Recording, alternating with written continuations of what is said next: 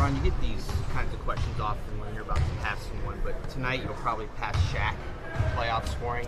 I'm just interested in your perspective on him as a player, what he meant to the league. I think in my lifetime, probably the most dominant basketball player I've ever seen.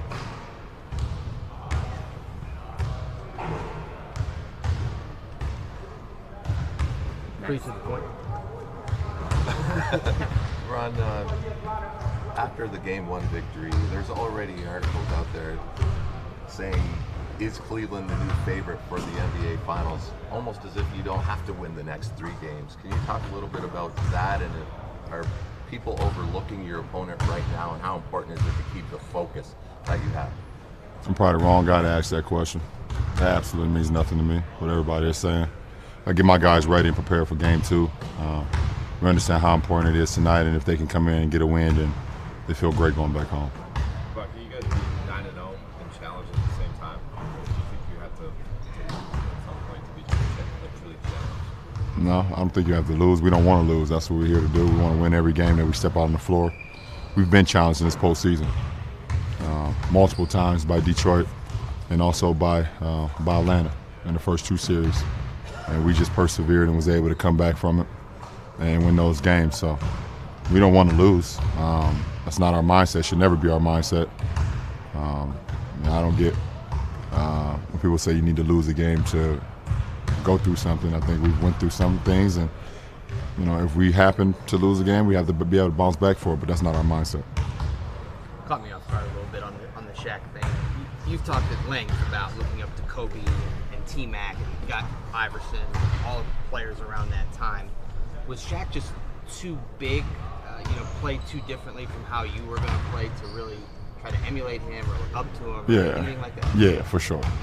I mean, it was out of my height, weight league to try to emulate his game.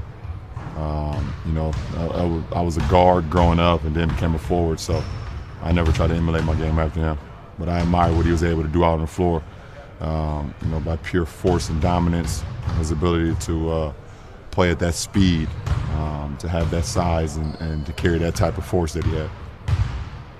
LeBron, J.R. Smith said that when he came here, one of the most difficult things was understanding that he could be such a valuable part of this thing without touching the basketball, just being such a force on the defensive end. How critical has his ability been to defend in this whole kind of brain scheme? Well, the 2 guards in our league are very good. Obviously, our point guards kind of control our league, but our 2 guards are very good in this league. And to be able to have a guy that takes that side of the floor very seriously, and puts a lot of pressure on himself to get stops throughout the course of a game, it adds another dimension to our team, and J.R. Smith gives us that. LeBron, there's another individual that's still in headlines, has worked in the media for 55 years, Dick Goddard from Akron, Ohio. What do you think about Dick Goddard and things that he's done? Anytime you're able to work in one profession for 55 years, I think it's a salute to you, no matter what you're doing. I mean, you're doing something right, and people enjoy what you do, so I think it's great. Also, him being from Akron, Ohio was definitely a plus. Ron, you talk about Game 1 being a game, kind of a feel-out game. What kind of, in Game 2 is kind of an adjustment game. What kind of adjustments are you guys making, and what kind of adjustments do you anticipate from your opponent? Well, we made some adjustments, and we'll be ready for it tonight. Not quite sure the adjustments they've made, obviously, because we're not with them. But we know that they're going to have an adjustment coming into Game 2. So we have to be ready for whatever. You expecting the same kind of physical style from the Raptors? Wouldn't expect anything less.